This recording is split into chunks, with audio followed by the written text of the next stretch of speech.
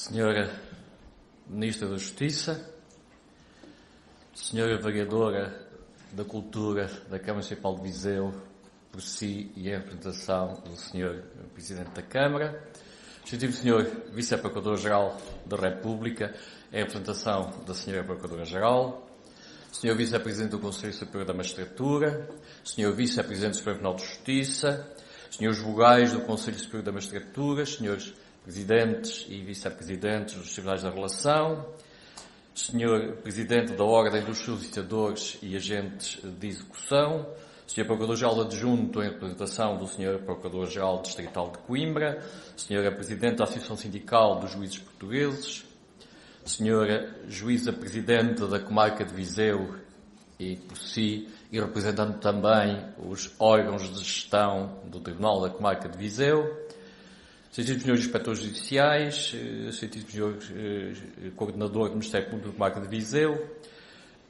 Senhor Subdiretor da Direção-Geral de Política de Justiça, Senhores Comandantes Distritais da Guarda Nacional Republicana e da Polícia de Segurança Pública, Senhora Presidente da Delegação de Viseu da Ordem dos Advogados, Senhores Conferencistas, Senhores Convidados, Minhas Senhoras e Meus Senhores. Eu queria, em primeiro lugar, agradecer à Senhora Vereadora da Cultura da Câmara Municipal de Viseu o empenho, o apoio e a colaboração e a participação que deu ao Conselho Superior da Magistratura na organização deste encontro, do 10º encontro na cidade de Viseu. E dizer que é com enorme gosto que estamos aqui na cidade de Viseu, dando também um sinal. E as instituições comunicam, e comunicam muito, às vezes essencialmente, por sinais.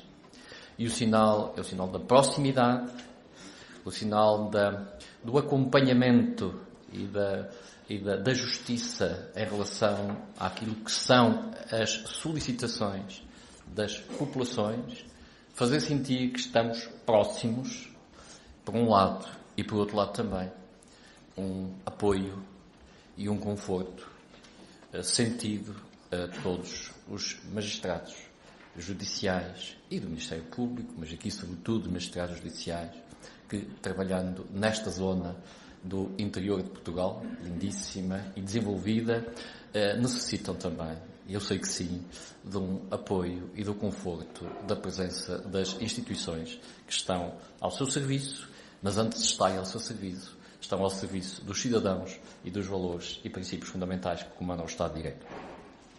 Senhora Ministra, agradeço muito a presença de Vossa Excelência, as palavras que dirigiu a este encontro e o empenhamento e o comprometimento sincero e profundo que sempre tem dado ao Conselho Superior da Magistratura na realização de um objetivo que nos é comum: o rigor e a qualidade da administração da justiça em Portugal ao serviço dos cidadãos e da República. Minhas senhoras e meus senhores, na regularidade que já é a instituição, o 11º encontro anual do Conselho Superior da Magistratura pode ser uma pausa no nosso cotidiano em que nos reunimos para pensar em conjunto matérias relevantes da justiça e do sistema judicial. Justiça como ideia e ideal, missão, função, mas também organização, gestão e funcionamento. E aqui, no funcionamento, como se diz em linguagem nómada, que não me é particularmente simpática, devo confessá-lo, performativa, como se diz agora, na prestação e no desempenho.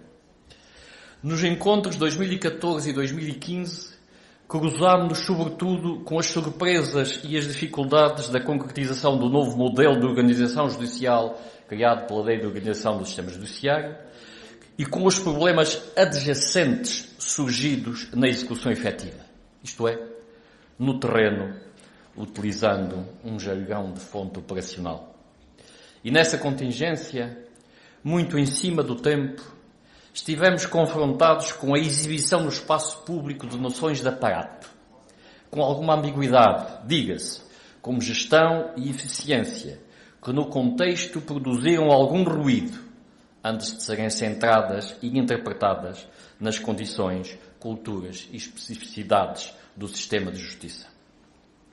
Foi nesses encontros, 2014-2015, a reflexão possível sobre o chamado por facilidade court management.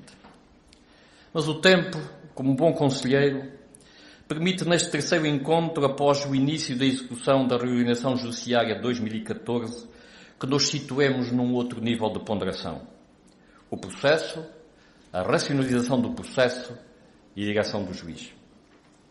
E permite uma abordagem crítica dos atuais paradigmas e da natureza das mudanças, que nos encaminhe na procura do lugar certo entre as possíveis leituras da lei e as experiências da prática.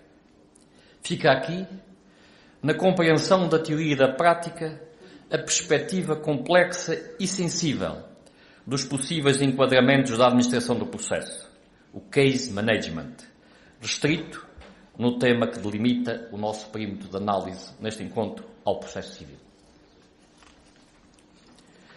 Na definição e função, o processo é um instrumento.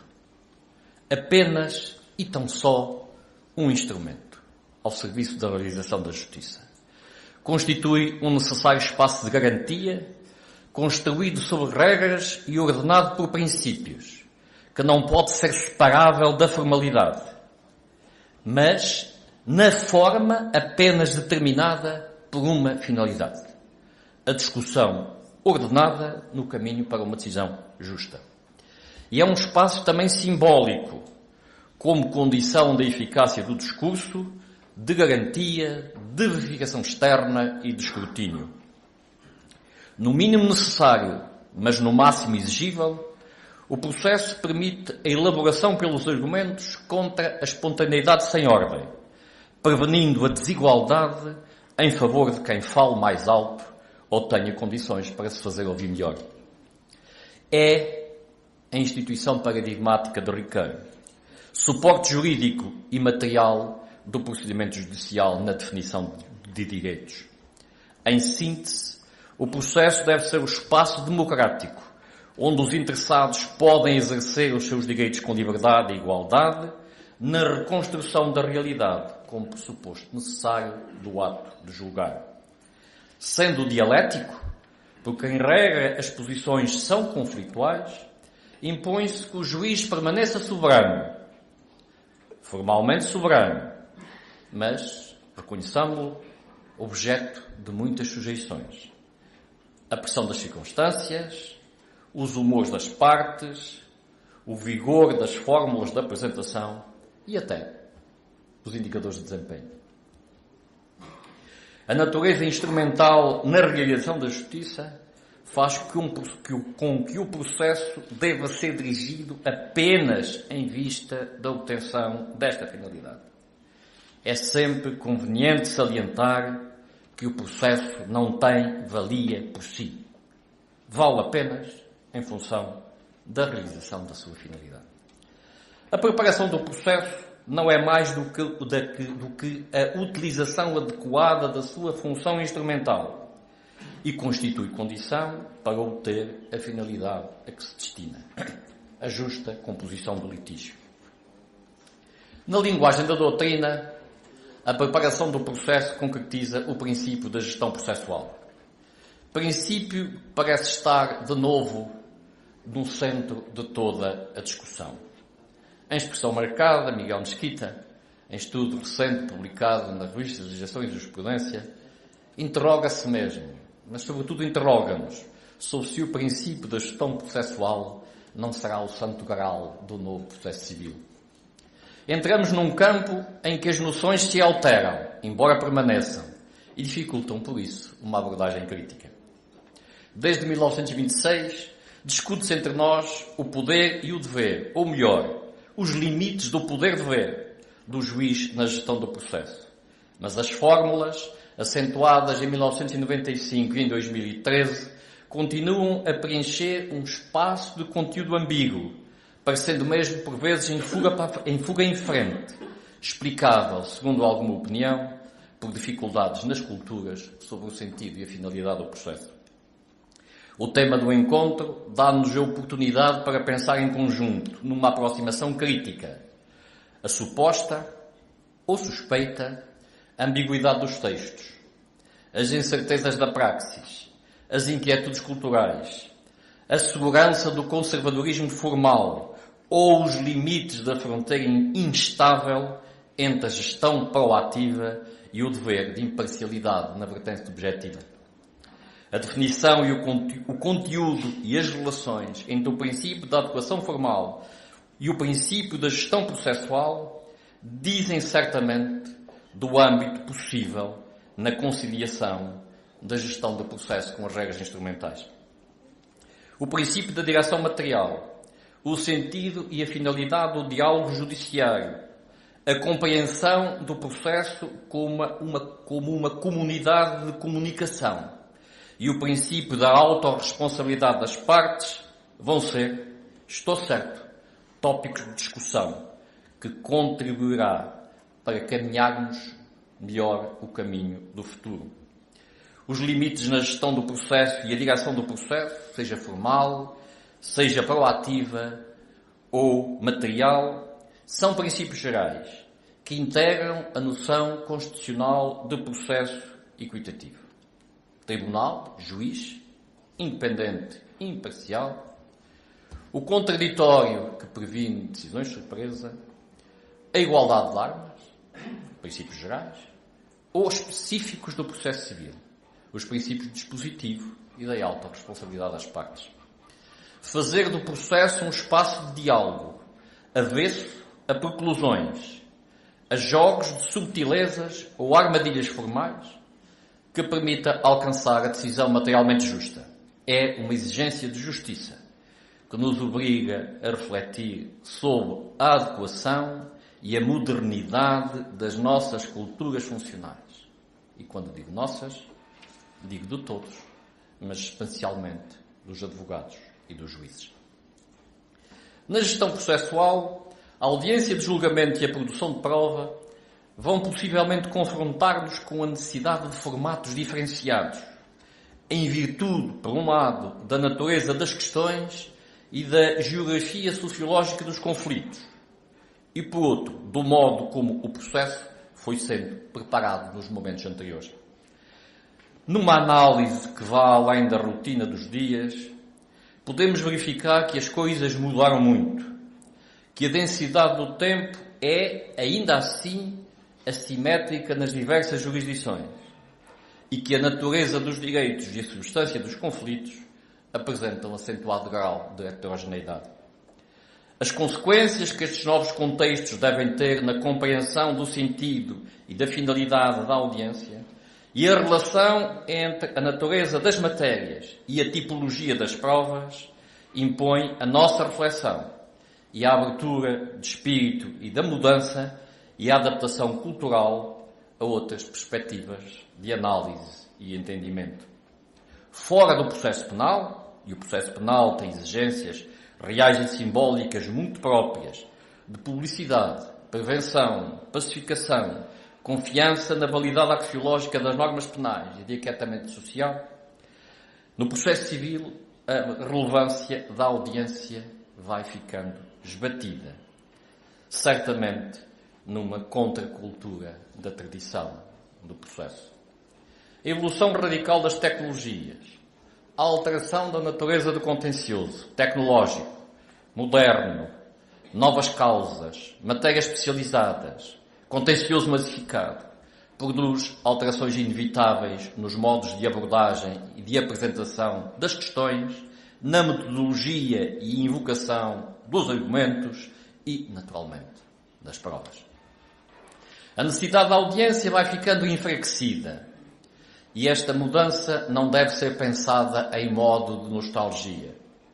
A audiência tenderá a deixar o lugar simbólico como ato final da dramaturgia de um processo e poderá vir a ser mais um referente do que de um ato de consumo processual corrente.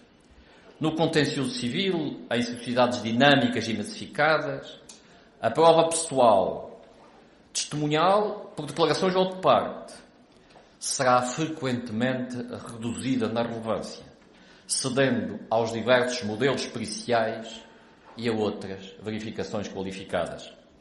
A audiência poderá ficar, então, mais como um momento de discussão perante o juiz da valia da prova apresentada, do que propriamente como um ato para a produção de prova. Ou também um momento para confrontar publicamente os argumentos das partes. Isto é, uma densificação da oralidade que é hoje fundamental no moderno processo, mas que está muito afastada das nossas culturas. Nestas circunstâncias, no futuro, a gestão material do processo, que caiba ainda nos poderes de direção do juiz, permitirá certamente, em muitas situações, a decisão sem audiência. Senhora Ministra da Justiça, senhoras e senhores, no programa do encontro, a matéria dos recursos justifica também alguma reflexão sobre a razoabilidade, a proporcionalidade e a eficácia de alguns modelos atuais. O recurso de garantia, também designado recurso de grau hierárquico entre aspas, na diferenciação conceptual com o recurso normativo ou de uniformização, constitui ainda um dos elementos integrantes da noção de processo equitativo, interpretada nos limites que têm sido definidos em matéria civil pela jurisprudência do Tribunal Constitucional e do Tribunal Europeu dos Direitos Humanos. O regime dos recursos em processo civil foi consideravelmente alterado em 2007 e 2008. Aliás, o essencial da revisão processual de 2007 e 2008 teve que ver com o regime dos recursos. Algumas dúvidas ficaram patentes, mas não houve nem a percepção, nem o cuidado, ou ambos, para colher as lições e cuidar da matéria na revisão de 2013. Saliento apenas algumas dificuldades que devem merecer o nosso cuidado na precisa identificação do problema e na proposta empenhada, se for o caso, de hipóteses de solução. Por exemplo, a complexidade do atual regime de recurso em matéria de facto, com problemas de eficácia e de proporcionalidade, a recomendar um estudo cuidado na relação entre os meios e os resultados. Este modelo, construído a partir de 1995, convém relembrar, sobre uma suposta reordenação de meios, com a economia do sistema de juiz único compensada pela maravilha dos modernos meios técnicos que permitiriam, na medida necessária, ser o suporte do controle da prova pela relação. Permitam-me pensar que foi um tremendo erro, que teve, aliás, além do mais, danos colaterais nas culturas do interior da instituição, com o enfraquecimento insuportável da colegialidade. Ainda em matéria de recursos, não podemos ignorar as tendências comuns nas experiências comparadas e impostas desde há década e meia pela força das circunstâncias para a racionalização nos meios de acesso aos Supremos Tribunais, através da criação de adequados procedimentos de filtragem. Na revisão de 2008, o meio designado impropriamente, em termos conceptuais, como revista excepcional, constitui uma forma que o legislador encontrou para filtrar os recursos. No entanto, o déficit normativo sobre o meio, a omissão na definição da sua natureza e as dificuldades de ordem prática não facilitam a aplicação. Seria útil, a este propósito, projetar a discussão sobre os pressupostos do recurso para o Supremo Tribunal, com abertura às soluções que forem as mais adequadas para o nosso tempo. Senhora Ministra da Justiça, Senhora Vereadora da Cultura da Câmara Municipal de Viseu, Senhoras e Senhores, nestes 2 dias vamos pensar em conjunto momentos estruturantes da direção e gestão do processo. Na diversidade das análises, vamos ler e interpretar o presente das nossas práticas, experimentando desta janela o futuro com a dádiva da contribuição do nosso pensamento. Faço, por isso, votos para o êxito do 11º encontro do Conselho Superior da Magistratura. Muito obrigado pela vossa atenção.